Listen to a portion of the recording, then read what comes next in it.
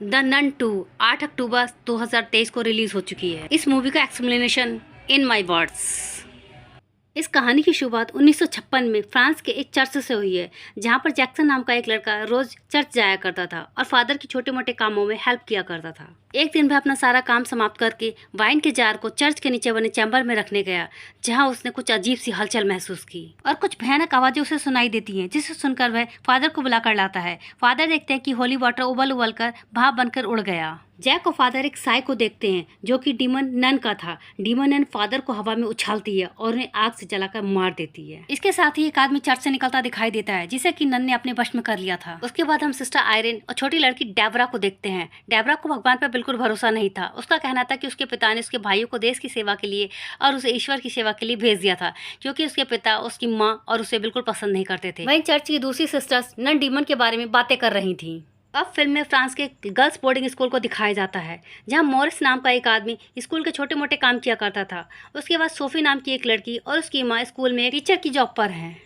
Morris कुछ अजीब सा कैरेक्टर है, वह अजीबोगरीब हरकतें करता है। एक दिन स्कूल में स्कूल का सामान लेकर आई एक लड़की ने मॉरिस को कॉकरोच खाते देख लिया, जिसे देखकर वह बहुत डर गई और तभी फिल्म में नन डीमन दिखाई देती है, जिससे उस लड़की को हवा में उछाल कर मार दिया। स्कूल की प्रिंसिपल लॉरिएंटो बहुत खड़ूस और गुस्सैल है। उनके बेटे की मौत स्कूल के एक चैपल में हुई थी, जिसे अब बंद कर दिया गया है। स्कूल की कुछ लड़कियां सोफी को डराने के लिए एक ऐसे चैपल में ले जाती हैं जहां जाना सख्त मना था। उस चैपल में बकरी की एक पिक्चर बनी थी।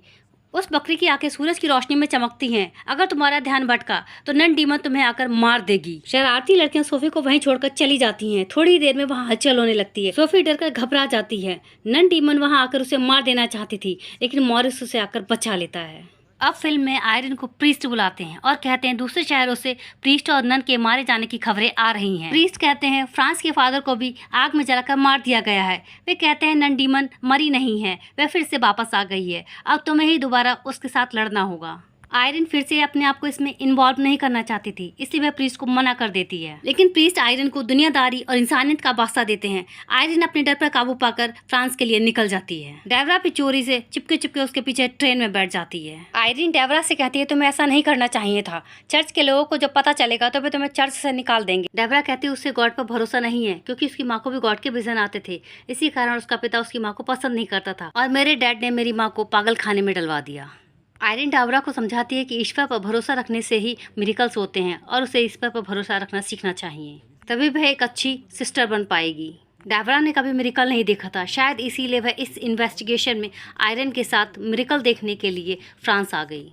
फ्रांस पहुंचते ही आयरन को अजीबोगरीब विजन आने लगे। वह जैक के बारे में सोचने लगी, जो उसे वहीं चर्च के आसपास खेलता मिल गया। उसने जैक से पूछताछ की तो जैक ने बताया कि हाँ, उसने एक साया देखा था और वह इससे ज़्यादा कुछ नहीं कहता। वह दूसरी तरफ भाग जाता है, लेकिन आयरन उसका पीछा करती है और भागते भागते वह एक लाइब्रेरी में जा पहुंची। लाइब्रेरी की किताबें धीरे धीरे बदलने लगती है और इनमें एक आकृति उभरती है जो नन डीमन की थी, जो आयरन को गला पकड़कर मार देना चाहती हैं। इसी बीच आयरन को दो आंखें दिखाई देती हैं और वह बेहोश हो जाती है, लेकिन डेबरा अपनी फुर्ती के कारण उसे बचा लेती है। दूसरी तरफ नन डीमन मॉरिस के शरीर पर बार बार हावी होने लगती है, जिसे देखकर स्कूल का माहौल बहुत गंभीर और भयानक हो जाता है और सोफी भी डर जाती है। अब सिस्टर आयरन को होश आ जाता है और इसे याद आता है कि पिछली बार मॉरिस ने नन डीमन से उसे बचाया था, तभी से नन डीमन ने मॉरिस को अपने बस में किया हुआ है। डेबरा जैक के द्वारा दिया गया होली क्रॉस का सिंबल आयरन को दे देती है। आयरन होली क्रॉस को ध्यान से देखती है और उस पर एक खास तरह का निशान बना था और ये निशान उन सभी के होली क्रॉस में बना था जिन्हें नन डीमन ने मार दिया। आयरन को खोजबीन के बाद पता चलता है कि वे सभी एक ही खानदान के वारिस थे जो सेंट लूसी से जुड़े हैं। आयरन ने अपने विजन में देखा था कि एक दूसरी नन सेंट लूसी की आंखें निकाल रही थी, जो बहुत पावरफुल है, इसलिए उन्हें छुपा कर रख दिया गया है। लाइब्रेरियन आयरन को बताता है कि नन डीमन भी कभी एक एंजल हुआ करती थी, जिसे गॉड ने रिजेक्ट कर दिया और उसने अपनी पावर खो दी। उन पवित्र आंखों को पाकर वह अपनी पावर फिर से पा सकती है।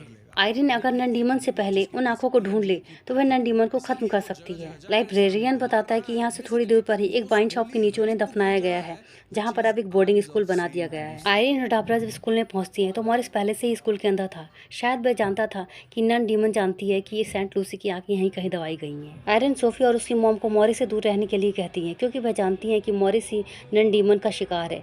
तभी नन डीमन मॉरिस पर हावी हो जाती है। मॉरिस आयरन को चोट पहुंचाकर चैपल की तरफ भागता है और डेबरा उसे रोकने की बहुत कोशिश करती है, लेकिन काफी प्रयत्न के बाद डेबरा उसे बेहोश कर देती है। आयरन और डेबरा मॉरिस को वहीं बांध देते हैं और आंखों की खोज के लिए आगे बढ़ जाते हैं। अब सोफी डेबरा और आयरन को गॉड पिक्चर के बारे में बताती है और वह उसे वहां ले जाती है और सोफी उन्हें वही गॉड रेड आइज वाली पिक्चर दिखाती है जिसकी आंखें सूर्य की रोशनी में चमकने लगती हैं। डेबरा टॉस से बकरी की आंखों में रोशनी करती है और बकरी की आंखों की रोशनी जिस जगह पड़ती है वहीं सेंट लूसी की आंखों वाला बॉक्स गाड़ा गया था जिसे वे दोनों निकाल लेती हैं। तभी मॉरिस को होश आ जाता है और वह आयरन को चोट पहुंचाता है। इसी बीच सोफी आंखों वाला बॉक्स लेकर बिल्डिंग की टॉप फ्लोर पर चली जाती है और मॉरिस उसके पीछे पीछे आता है। वहीं दूसरी तरफ एक रियल का गॉड मॉन्स्टर दिखाया जाता है जो स्कूल के सभी लोगों को मार देना चाहता था। स्कूल की सारी लड़कियां और टीचर्स उससे बहुत डरे हुए थे। टॉप फ्लोर पर पहुंचकर सोफी के हाथ से वह आंखों वाला बॉक्स गिर जाता है और आयरन उस बॉक्स को पकड़कर खोल देती है। उन आंखों से इतनी तेज रोशनी निकलती है कि डीमॉन नर्स बर्दाश्त नहीं कर पाती और वहां से चली जाती है। सब कुछ नॉर्मल होने के साथ मूवी में एंड दिखा दिया जाता है। मूवी के एंड में लॉरेन वॉरेन को दिखाया जाता है जिनके पास चर्च से एक केस आया है। इस मूवी का नेक्स्ट पार्ट आएगा या नहीं ये तो फ्यूचर में पता चलेगा। फिल्म देखने में धमाकेदार है। अगर आपको रिव्यूज पसंद आए हो तो आने वाली फिल्मों के और रिव्यूज देखने के लिए चैनल को लाइक शेयर सब्सक्राइब कीजिए।